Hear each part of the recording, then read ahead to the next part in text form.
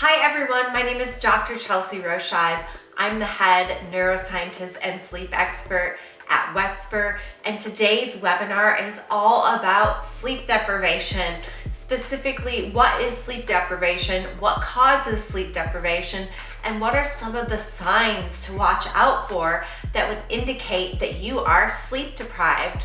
So, as always, if you have any questions at all, feel free to reach out to me at my email. My name is Chelsea, that's Chelsie, and my email is chelsea@wesper, WESPER.co, so .co. Or if you'd like to check out Wesper, our website is wesper.co.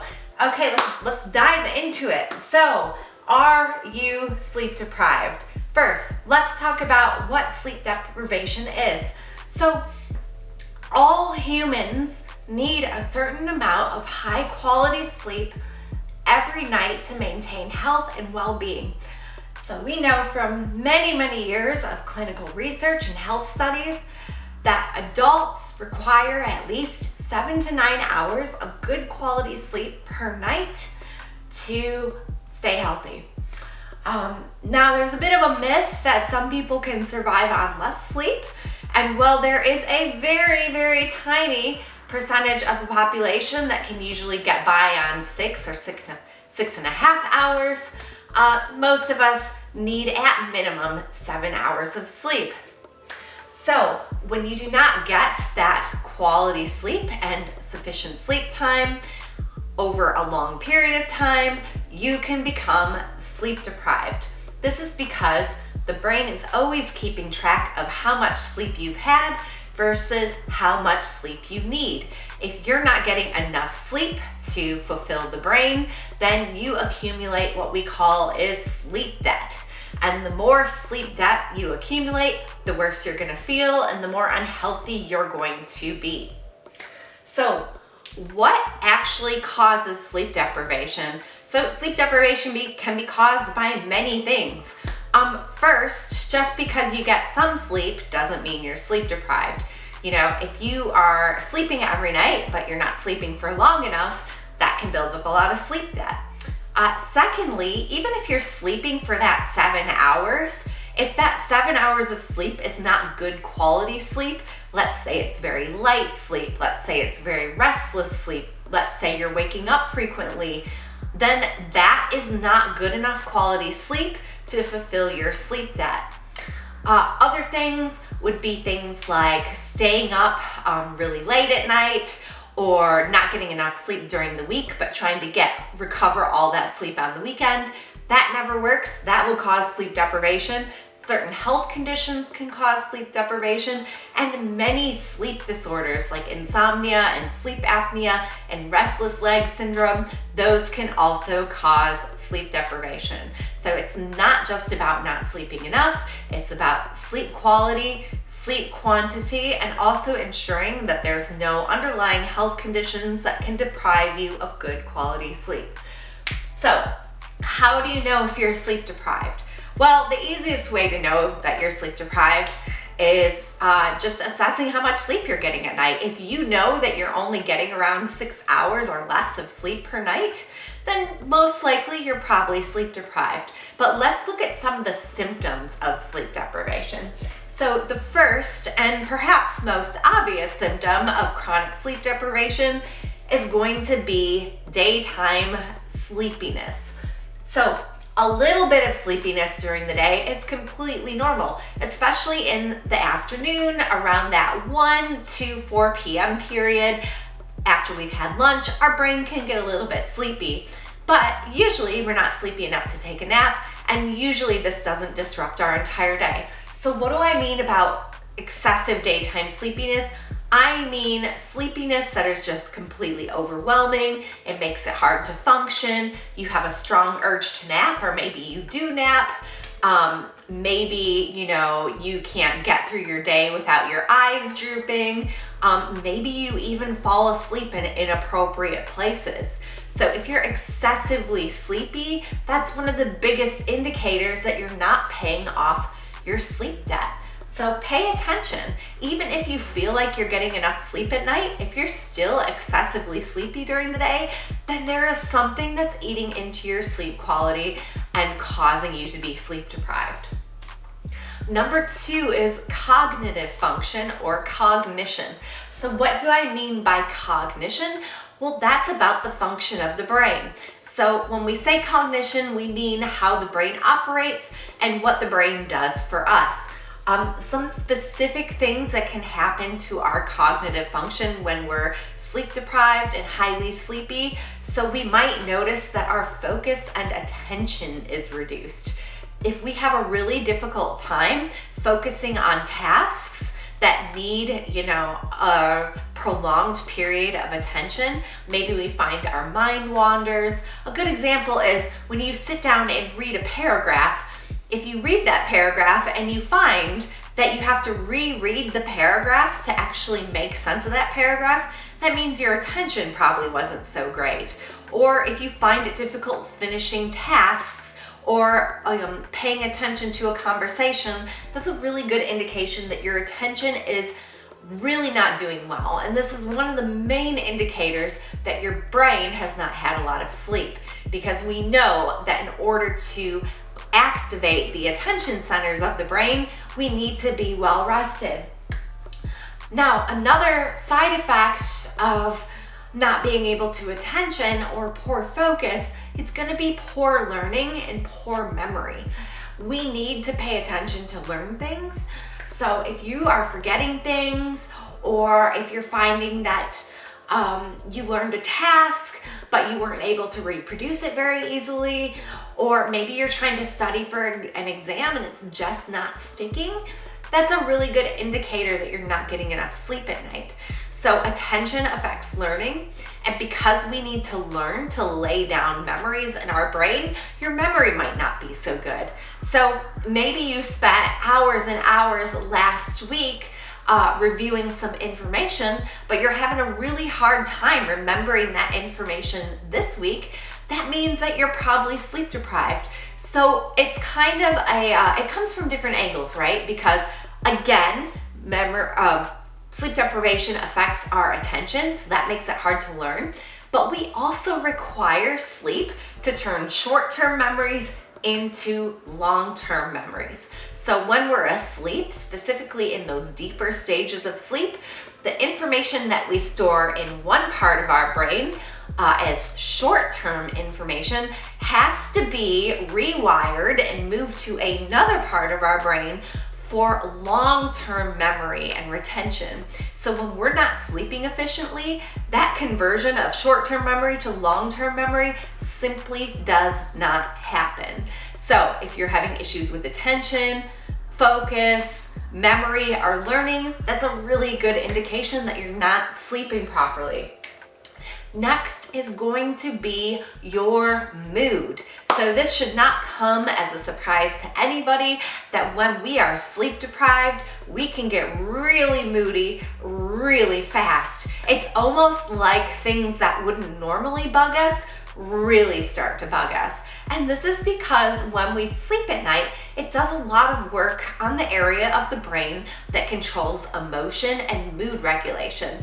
We also work on the part of our brain that deals with stress. So when we don't get proper sleep, those areas of our brain become really dysfunctional. We might find that we're more anxious than usual, we're more irritable than usual, maybe we're feeling down or depressed. We also might find that stress triggers us more than it usually would. Maybe we get burnt out more quickly, or we find it more difficult to deal with things. For really chronically sleep deprived people, so people who have been sleep deprived for a really long time, they might even find that they're starting to really suffer with their mental health. So long-term sleep deprivation really increases your risk for mood disorders like anxiety and depression. So if you suddenly become really moody or irritable or not able to deal with stress, or maybe you even think you might have a full-blown mental health disorder, that's a very strong indication that you're not sleeping very well. Okay, next one is gonna be a decline in your health. Sleep is so essential for maintaining health. I think everyone knows this. Why is sleep essential for maintaining health? For a variety of reasons. First of all, sleep is absolutely essential for cell and tissue repair. So when we go about our daily lives, we're exposed to toxins and chemicals. We're very physically active. We have hormone changes. We do a bunch of things to our body, and that can cause damage to our cells, tissues, and organs. All that damage gets repaired primarily while we are sleeping. So in the very deepest, most restorative stages of sleep, our cells go under massive repair, and we fix our DNA, we fix all of our chemicals, we fix the way our hormones are released, we fix repairs to our muscles, we help clean up the body, a bunch of things go down.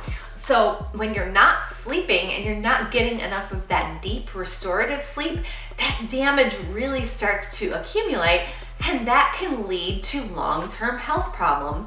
So just to give you an idea of what kind of health problems we're looking at, so we know from many years of clinical research that people who have been chronically sleep deprived for a really long time are at a massive increase in risk for diseases like cardiovascular disease, diabetes, cancer, Alzheimer's disease and dementia, various mental health disorders, hypertension, autoimmune issues, you name it. Pretty much any disease you can think of can be associated with sleep. We also know that people who already have these diseases and disorders, when we stop sleeping properly, we can make those diseases and disorders much worse. So sleep, very essential for maintaining health, so you gotta take it seriously. Next is gonna be your fitness level. So, you know, it's not a secret that we should all be exercising. This has, been put into our heads for many years. We just know that people who exercise daily are healthier. But the problem is sleep really reduces our ability to be fit and exercise. And if you think about it, it makes sense, because when we're exercising, we need to pull as much energy out of ourselves as we possibly can. And not only that, first we have to motivate ourselves to get up and go to the gym. We have to work to get our heart rates up, and we have to apply a lot of energy to use our muscles and get our heart rate up. That all takes a lot of effort. Most of us are not gonna feel like doing that when we're chronically tired or feeling fatigued from sleep deprivation. So we know that when you haven't been sleeping well, your energy output and your ability to exercise goes way down. That includes other aspects of physical activity, so playing a sport or maybe lifting a heavy object or really doing anything physical at all. So you just might feel like you wear out a lot faster than you usually would, and that's a big indicator that you're not sleeping properly. Okay.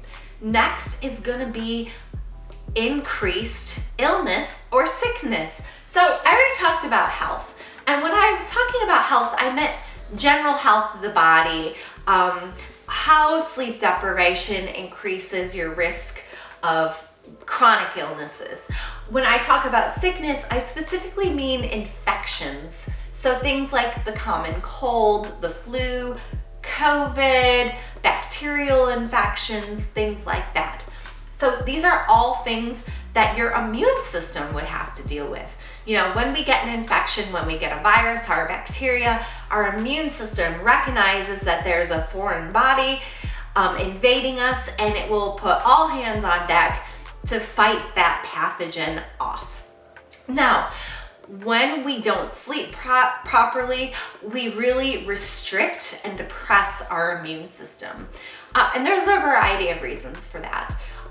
One is that we actually activate our immune system while we're sleeping, and we strengthen our immune system while we're sleeping. So we help our immune system recognize diseases and pathogens easier when we're asleep. We create more antibodies, which are the things that bind to those pathogens and help our immune system recognize those pathogens when we're asleep.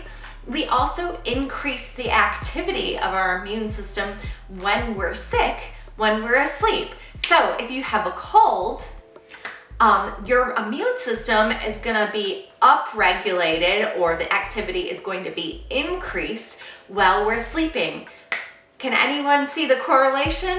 Have you ever wondered why when you're really sick you want to sleep more? It's because we need to sleep in order to make sure our immune system goes to fight a battle. So our body's going to pressure us to sleep more when we're sick. So when you're not sleeping, when you're chronically sleep deprived, you've already weakened your immune system, which makes it more likely for you to catch infections, and it also makes it harder to fight infections. So you really want to make sure you're getting good quality sleep. If you are finding that you're catching colds more often, or maybe you're like getting infections of the skin or things like that, and you don't understand why, it could just come down to your sleep. Now, of course, if you're chronically having infections, you should definitely speak to your doctor just to rule everything out. But sleep is such an important component to fighting off those infections. The next one's gonna be really tough for a lot of people to hear, but it is absolutely true. One of the big signs of somebody who's chronically sleep deprived is that they may have issues with their weight or their appetite. So people who are not sleeping well are more likely to gain weight. They're more likely to be classified as obese, and it's going to be harder for them to lose weight. People who are chronically sleep deprived also have an increased appetite and also tend to reach for unhealthier foods than people who are not sleep deprived. And when you combine this with a difficulty to exercise, it just creates the perfect storm for weight gain and problems associated with weight. So why does sleep deprivation affect weight so much? Well, there's a bunch of studies that show that sleep affects the body's ability to maintain weight from many, many different angles. So the first is that we release a lot of important hormones when we sleep, and some of these hormones regulate our appetite. There are two hormones called ghrelin and leptin, and one is responsible for making you feel hungry and for you wanting to go eat, and the other one is responsible for making you feel full and satisfied when you eat. When we're sleep deprived, those hormones get way out of whack. And the hormone that makes you feel hungry gets massively increased, and the hormone that makes you feel satisfied gets massively decreased. Now, we don't really understand why those hormones become out of balance. We know they do. There's a few theories. One is that when you're sleep deprived, the brain and body sees that as an assault against the body, so it will put you in survival mode. And what happens when we're in survival mode? Well, we rely on our most basic instincts, which are to breathe, eat, use the bathroom, the most basic things. So when we're in survival mode, we look for food. We want those resources to help us stay alive. So those hormones get out of whack, and what we found through clinical research is that not only do people who are sleep deprived feel hungry more often and consume more calories more often, but they're also reaching for higher fat, higher caloric foods than they normally would. And that compounds over time, making it easier to gain weight. Second is that when we're chronically sleep deprived, our metabolism becomes less efficient. So even if you haven't changed your diet, even if you're still eating the same way, your metabolism is more likely to grab onto those calories and store them as fat. Again, this goes back to survival mode. Your body is trying to store those calories because it expects you to need it later to survive.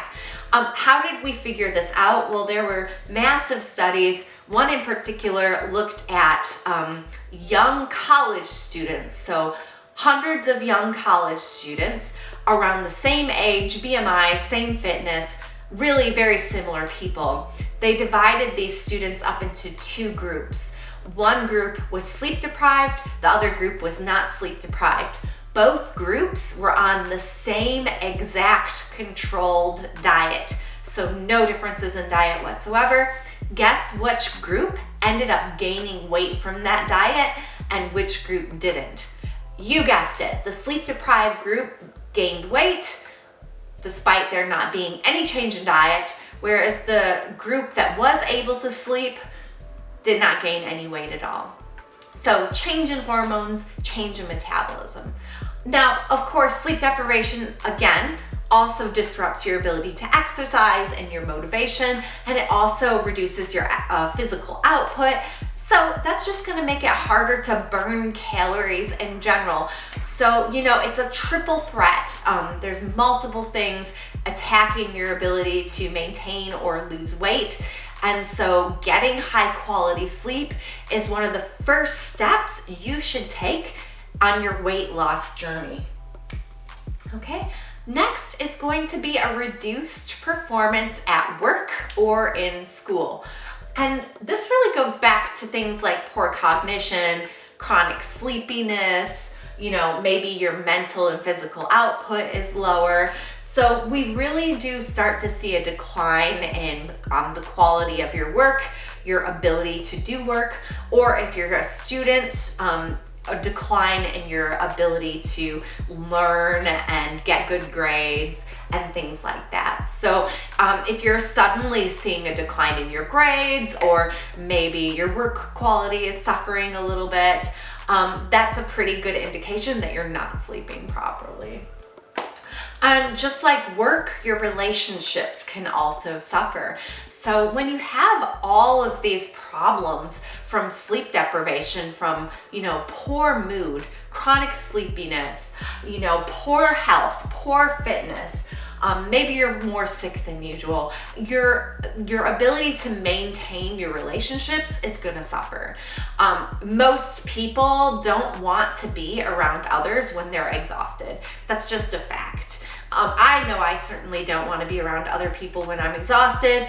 I also know that when I'm exhausted, I'm pretty irritable. So my ability to put up with people or have complex conversations is definitely reduced. So when we start to see friendships decline or relationships with family members decline, that's another big indicator that you are probably sleep deprived. And last but not least is your general activity. So a little bit different than fitness. This is more about your daily life things, like going outside to get the mail, or putting the trash out, or maybe showering or cleaning your house, or going to the grocery store. Things that did not seem like a big deal previously might suddenly seem like way too much effort. So if you're starting to put things off, if you feel like you're really lacking motivation, or maybe you just can't get the energy together to do the things that you need to do to maintain a good quality life, again, another indication of chronic sleep deprivation. So we've just gone through all of the main signs of sleep deprivation. Some of these things were probably fairly obvious, like daytime sleepiness, maybe the mood, the cognition, and maybe some of these were not so obvious, like the weight gain or the chronic illnesses. So I hope you learned some things, and I hope, if you are somebody who thinks they might be chronically sleep deprived, that some of these things do speak to you. The good news is that once you get your sleep under control, and once you're actually able to address your sleep quality, that most of these things will improve, if not totally go away. Some might take longer than others. It might take you some time to shed the weight. It might take you some time for your health or your mental health to improve, but prognosis is good. If you start sleeping on a good sleep schedule and you're prioritizing your sleep to making sure you're at least getting 7 hours, then all of these things over time will improve. So I hope you got some excellent information. If you have any other questions, or maybe you think of something I didn't mention here and you want me to mention in the future, give me a shout out. You can email me at Chelsea, that's CHELSIE, @wesper.co. Please join me next time for my next webinar. I look forward to speaking with you again. Take care and get great sleep.